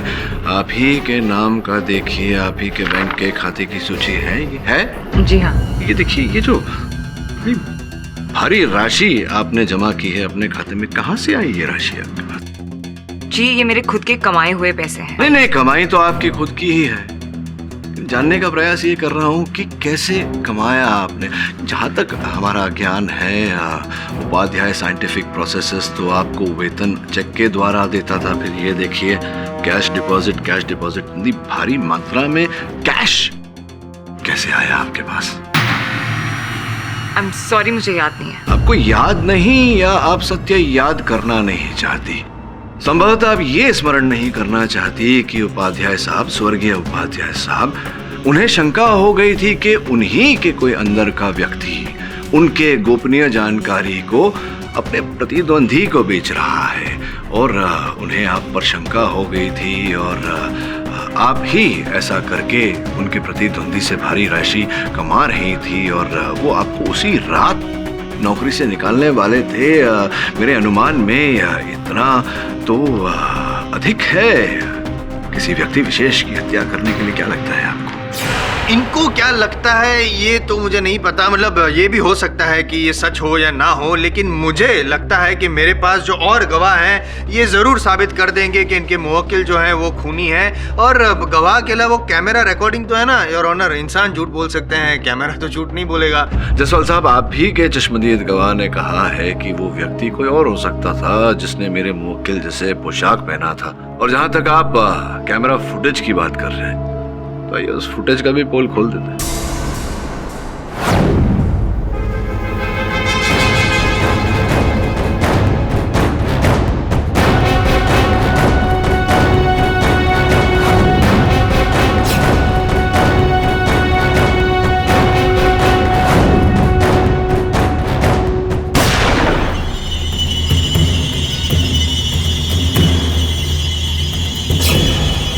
योर ऑनर, ये जो फुटेज हमने अभी अभी देखा है, इसमें कोई व्यक्ति है जो काले पोशाक में है, वैसा मिलता जुलता पोशाक जैसे कि मेरे मुवक्किल ने पहना था। इस फुटेज में कहीं पर भी मेरे मुवक्किल का चेहरा पूर्ण रूप से दिखाई नहीं देता योर ऑनर। क्या पाठक साहब? हाँ जी। अगर आप मुझे बोलने की परमिशन दें तो मैं हाँ, भी वैसे भी आपको बोलने से कौन रोक सकता है जायसवाल साहब, बोलिए ना। करेक्ट, लेकिन फिलहाल मैं बोलूंगा नहीं योर ऑनर। मैं अपने अगले गवाह रमाकांत जोशी से कुछ बुलवाऊंगा। देखिए और बताइए कि क्या यही गाड़ी थी जो आपने फैक्ट्री में एंटर होते हुए और बाहर निकलते हुए देखी थी करीबन 3:47 AM के आसपास? Yes sir. तो गाड़ी का जो रजिस्टर नंबर है वो आपने आपकी वहाँ पे जो रजिस्टर होता है वहाँ पे नोट डाउन किया था? Yes sir. और योर ऑनर, वो रजिस्टर की कॉपी बतौर एग्जिबिट मैंने अदालत में जमा कर दी है और गाड़ी जो जिसके नाम पे रजिस्टर हुई है वो बद्री जी हैं। अब मैं और कुछ नहीं कहूँगा। आप पाठक साहब अगर कुछ कहना चाहे तो आई डोंट माइंड। अच्छा, कहना तो नहीं चाहता, केवल आपसे पूछना चाहता हूँ, उस रात को जो हिंदुस्तान और पाकिस्तान के बीच मैच हुआ था वो तो देखा ही होगा आपने। अरे हाँ सर, वो मैच मैंने मिस कर दिया। क्या ना, ड्यूटी पर था मैं। बहुत बढ़िया मैच आपने मिस कर दिया योर ऑनर। उस मैच में हम हारने वाले थे, भारत हारने वाला था पाकिस्तान से 5 रन से योर ऑनर। लास्ट बॉल था और बल्लेबाज ने छक्का मार के हम सबको मैच जीता। अरे हाँ सर, ये क्या शॉट वाला बल्लेबाज है सर। पूरा स्टेडियम सर एकदम मस्त कर दिया सर जी। और सर बॉल मैडम के पास गई सर, वो गोरी मैडम के पास सर।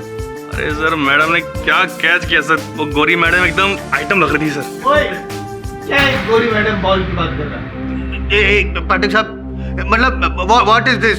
मतलब ये अदालत में क्रिकेट मैच का डिस्कशन? वाई? जायसवाल साहब, आपको समझने में इतना समय क्यों लगता है? सर्वप्रथम आपके बुलाए हुए इस चश्मदीद गवाह ने ये कहा कि ये मैच देख ही नहीं रहे थे क्योंकि ये ड्यूटी पर थे।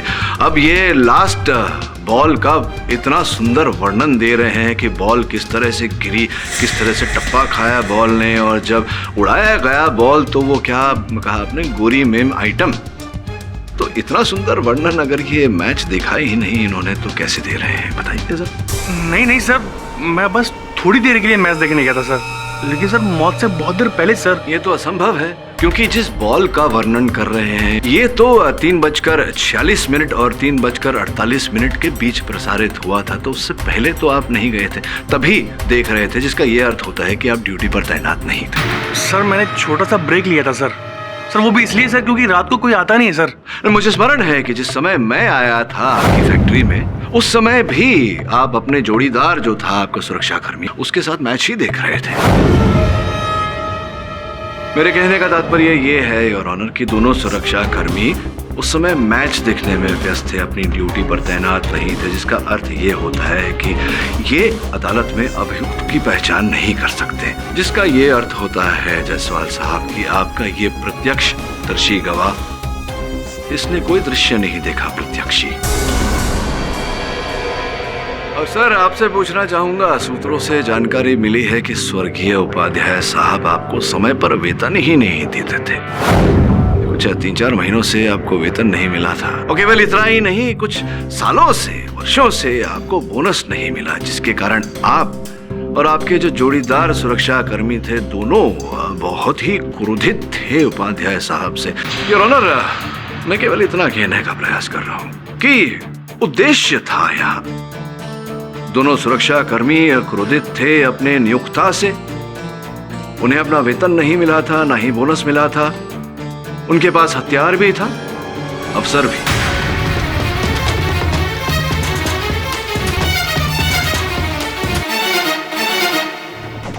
एक मिनट, सॉरी। और पाठक साहब, इस रिवॉल्वर का क्या? जिस रिवॉल्वर से उपाध्याय जी का खून हुआ, बैलिस्टिक रिपोर्ट का भी यही कहना है। अब आप ये कहेंगे कि जैसे वो टोपी जैकेट किसी और ने पहनी, गाड़ी किसी और ने चुरा ली, तो वो किसी और ने इसी बंदूक से खून किया और जाके इनकी गाड़ी में रख दिया, है ना?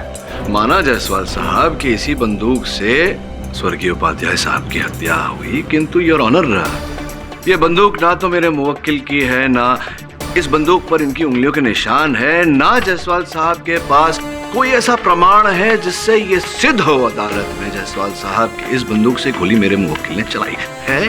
है ना, धीरे धीरे वो भी मैं साबित करूंगा, लेकिन सबसे पहले अगर आपकी अनुमति हो तो मैं मोटिव ऑफ मर्डर सिद्ध करना चाहता हूँ। कभी यूज किए पहले? जी नहीं। पहली जॉब थी ना आपकी उपाध्याय साइंटिफिक प्रोसेसेस में? जी मुझे साइंस से जुड़ी टॉप 7 कंपनी से ऑफर था, लेकिन मैंने मिस्टर उपाध्याय जी का ऑफर स्वीकार किया। पद्मश्री श्री उपाध्याय जी के वहां पे अगर जॉब मिलता है, मतलब कौन जॉब करना नहीं चाहेगा? One of the best career move, नहीं? एग्जैक्टली। मैं मिस्टर उपाध्याय की बहुत इज्जत करता था, क्योंकि माइक्रोचिप डिजाइन फील्ड में वो किसी लेजेंड से कम नहीं थे। मैं यूं ही मतलब मैं लोगों से पूछ रहा था, इंक्वायरी वगैरह कर रहा था, पता नहीं क्यों उड़ती उड़ती ऐसी बातें आई कि उपाध्याय जी से, मतलब उनकी तरक्की से आपको थोड़ी ऐसे जेलसी थी। उनकी पिछली अचीवमेंट्स को देखते हुए कोई भी काबिल साइंटिस्ट थोड़ी बहुत जेलसी तो रखेगा, लेकिन एक बात मैं आपको क्लियर कर दूं, उन्होंने सुपर चिप डिजाइन में कोई स्पेशल इन्वेंशन नहीं की थी। It was very simple. Emotions कुछ ऐसे होते हैं जो छुपाए छिपते नहीं है।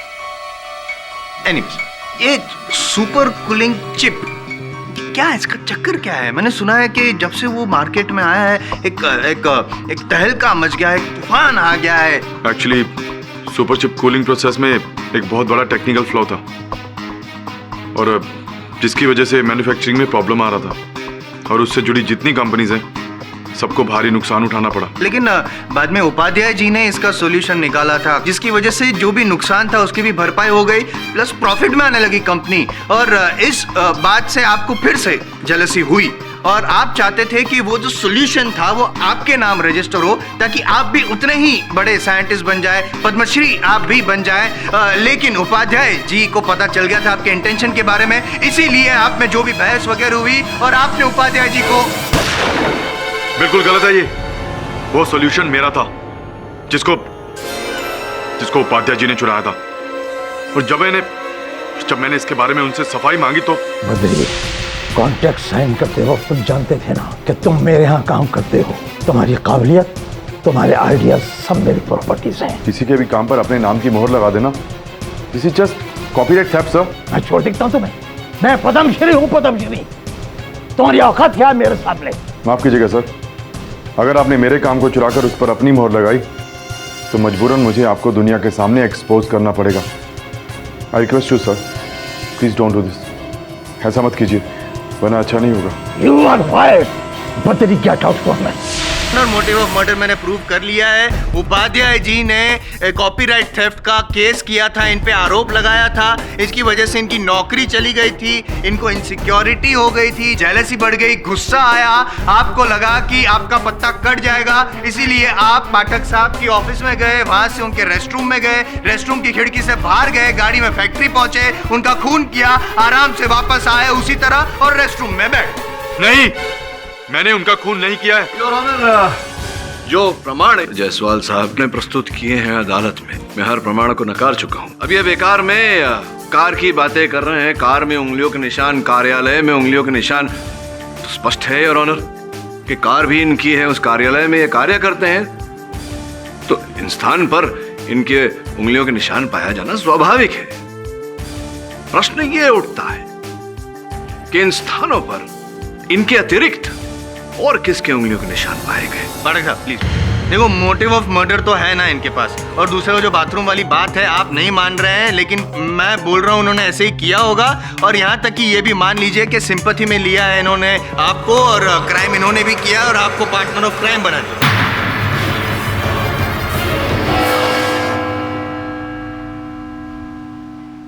ये रही वो बैंक स्टेटमेंट्स जो आपने मांगी थी।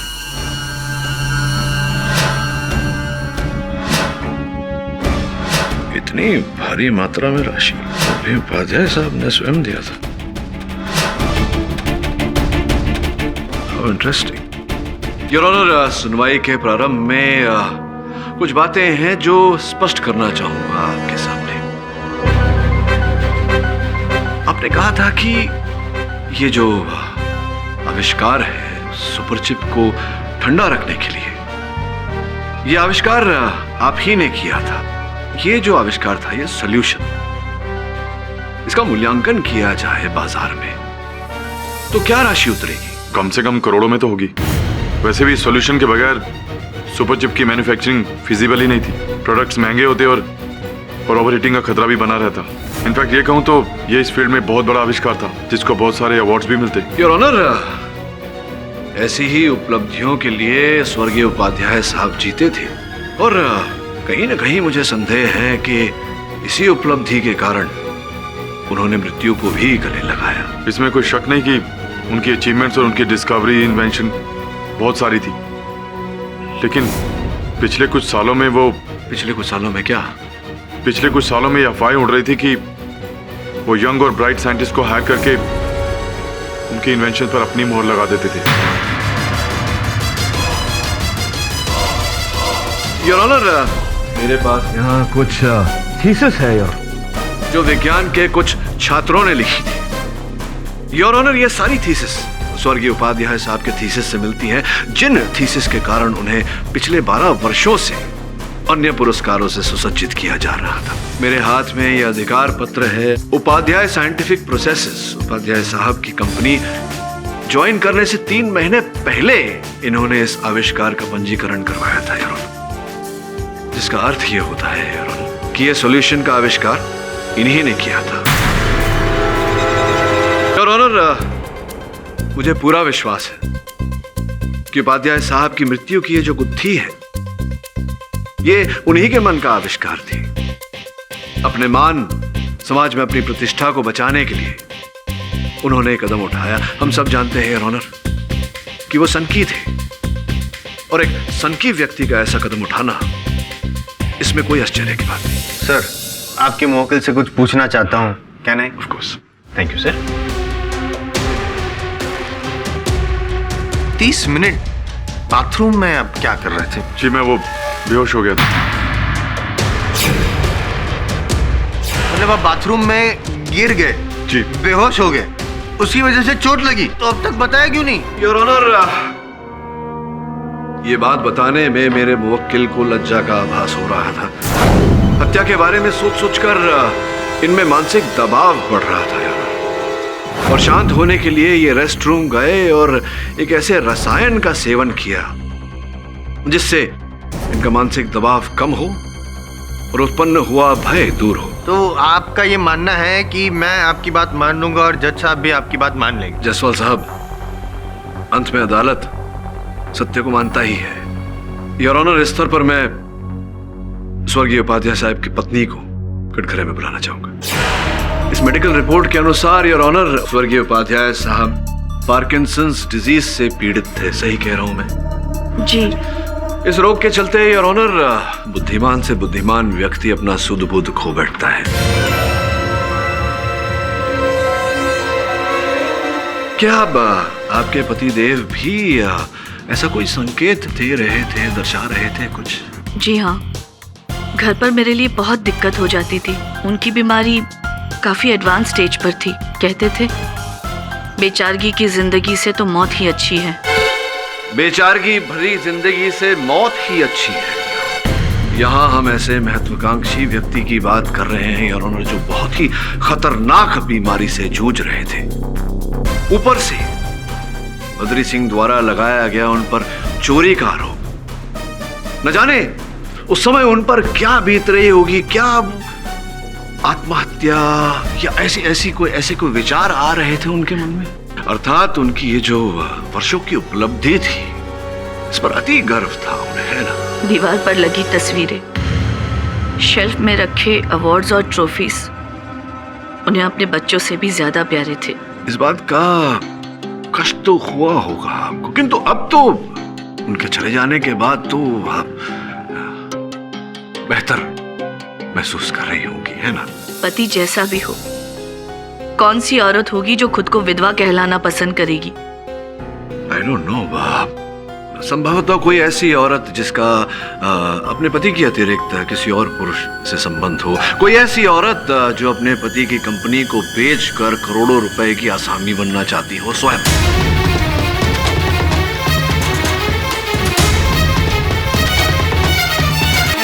कि स्वर्गवासी प्रोफेसर साहब के देहांत से सबसे अधिक लाभ उनकी पत्नी जी का होता या नहीं? कैसी बकवास कर रहे हो आप? आपकी हिम्मत कैसी हुई मुझ पर इतना वाहियात इल्जाम लगाने की?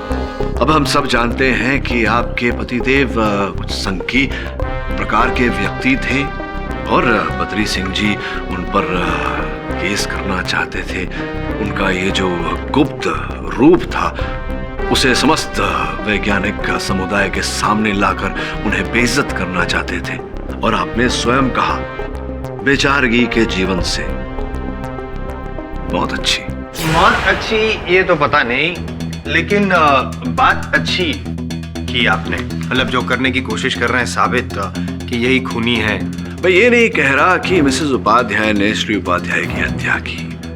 मैं ये कह रहा हूँ कि ये जो रोग से पीड़ित थे उपाध्याय साहब, दीमक की तरह ये रोग उनकी मानसिकता पर असर कर रही थी, उसे नष्ट कर रही थी। और कुछ ऐसी मानसिक स्थिति से वो परिचित हुए जिसके चलते उन्होंने स्वयं की हत्या करने की पूरी योजना बनाई। सहायक के रूप में उनकी धर्मपत्नी ने स्वयं उपलब्ध किया।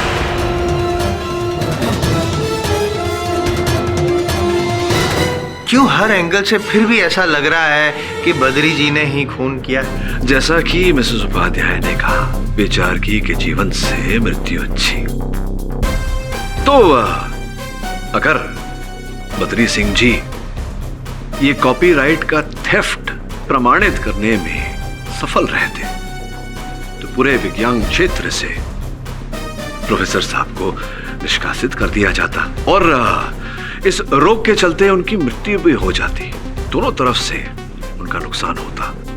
यहां उन्होंने स्वयं अपनी जान ले ली और इस हत्या के आरोप में बद्री सिंह जी को फंसा दिया।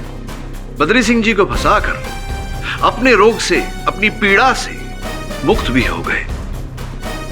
एक तीर दो शिकार। Mister Pathak, for your information आपको बता दूं, जिस रात उनका कत्ल हुआ मैं यहाँ नहीं थी। अच्छा, तो कहाँ थी आप? फैक्ट्री में? मैं अपने कुछ फ्रेंड्स के साथ वेस्ट इंडीज में थी, मैच देखने गई थी। इस बात का कोई प्रमाण, कोई साक्ष्य? एक मिनट, ये देखिए, ये वहाँ की तस्वीरें हैं जहाँ मैं अपने फ्रेंड्स के साथ थी। सर, है ही नहीं, खून किया कहाँ से?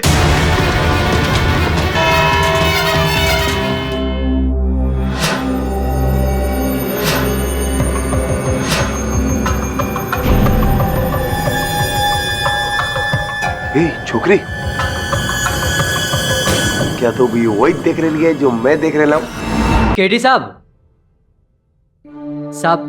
आपको वो रात याद है ना जब आपने मुझे सभी आने जाने वालों का रिकॉर्ड रखने को कहा था? हाँ याद है सर, उस रात मेरा भतीजा सूरज मेरे साथ था। क्या? जल्दी बोलो, मुझे लेट हो सर, उसी दिन उसने जिंदगी में पहली बार एक नया मोबाइल लिया था। सर, उसी मोबाइल फोन से इसने एक वीडियो निकाला है, बस वही आपको दिखाना है। दिखा?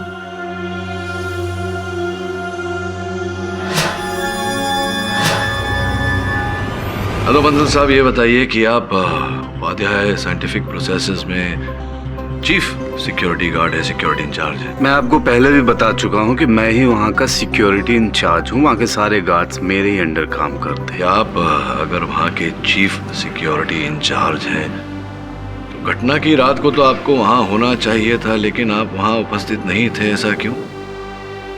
मैं वहीं था, वहीं मौजूद था, ड्यूटी पे था। ये आप कह रहे हैं कि आप वहाँ थे ड्यूटी पे तैनात, किंतु आपके जो दो गार्ड्स हैं जोशी और यादव, उन्होंने कथन दिया है कि उन्होंने तो आपको देखा ही नहीं था और घटना के उपरांत फिर आपको देखा। सर, दोनों एक नंबर के निठल्ले हैं, इसलिए काम से भगा दिया मैंने हम दोनों को। सुना है कि आपके बॉस उपाध्याय साहब ये जानते थे कि आप भारी राशि हारे हैं जुए में, और अगर ये जुए में हारी हुई राशि आप लौटाएं नहीं तो अंडरवर्ल्ड से आपको कष्ट हो सकता था।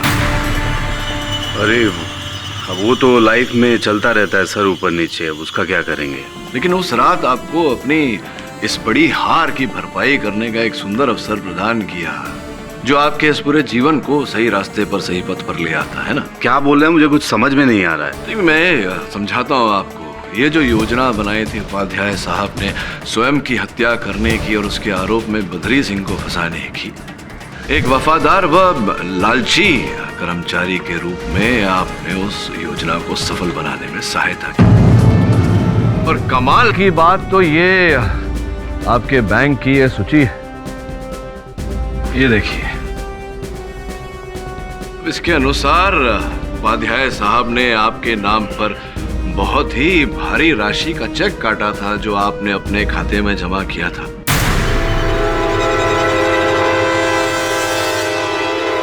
और फिर देखिए ये चेक जो आपने जमा किया था, ये उसका स्टॉप पेमेंट ऑर्डर है, बैंक से हमें प्राप्त हुआ है।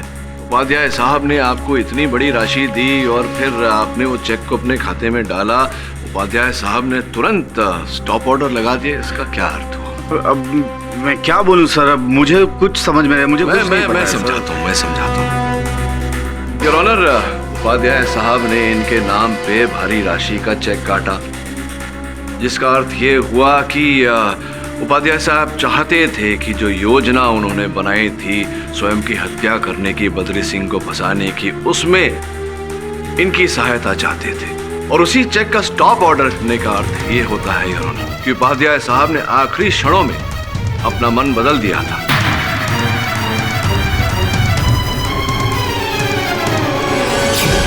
अब योर ऑनर, बंसल साहब के विरुद्ध अंतिम प्रमाण के रूप में मैं एक वीडियो अदालत में प्रस्तुत करना चाहूंगा जो एक व्यक्ति ने योर ऑनर अपने मोबाइल फोन से खींचा था।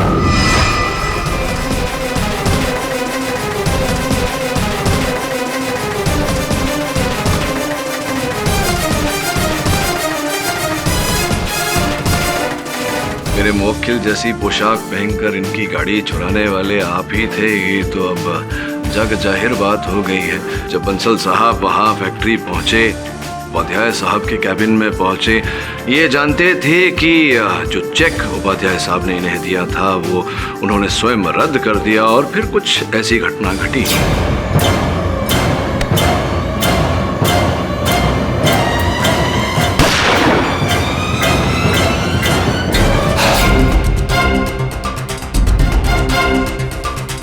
हुआ कुछ ऐसा था यार, इन्होंने घटना की रात पर दोनों ने ढल्ले गार्ड्स को ड्यूटी पर लगाए क्योंकि ये जानते थे कि वो ड्यूटी पर ध्यान नहीं देंगे, मैच देखने में व्यस्त हो जाएंगे। ये अपनी बाइक पर निकले ये कहकर कि ये घर जा रहे हैं विश्राम करने, किंतु ये मेरे ऑफिस आए जहाँ से इन्होंने बद्री सिंह जी की गाड़ी चुराई।